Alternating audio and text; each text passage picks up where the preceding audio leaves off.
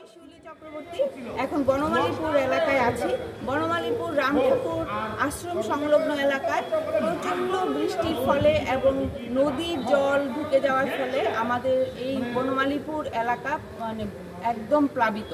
সমস্ত মানুষের বাড়ির নিচতলায় জল উঠে গেছে। সবাই দেখুন যার যার বাড়ি ঘর ছেড়ে নিরাপদ আশ্রয়ে যাচ্ছে।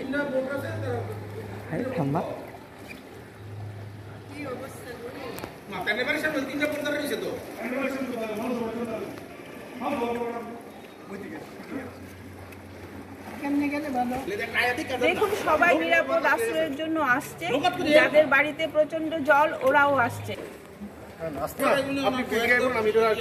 এক বস্তা মুড়ি না না আপনি ভেতর দিকে আচ্ছা ড্রেস চেঞ্জ করে দিলে করতে হবে কিন্তু মোর ভাই ভিজা ড্রেসে জলের পাম্প তো দাদা জলের নিচে চলবো কেমনে জলের পাম্প জলের নিচে গেছে গা। আচ্ছা এদিকে কেউ আছেন সমুদ্রা তাই সমুদ্রা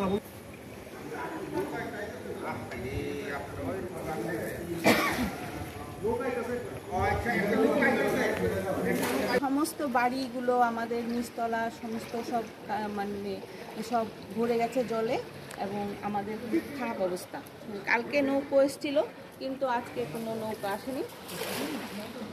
আপনারা দেখতে পাচ্ছেন যে সমস্ত বাড়ির নিচতলায় জল উঠে গেছে এবং অনেকের বাড়িতে যাদের বাড়িগুলো আরও নিচু ওদের জানালা পর্যন্ত জল এসে গেছে।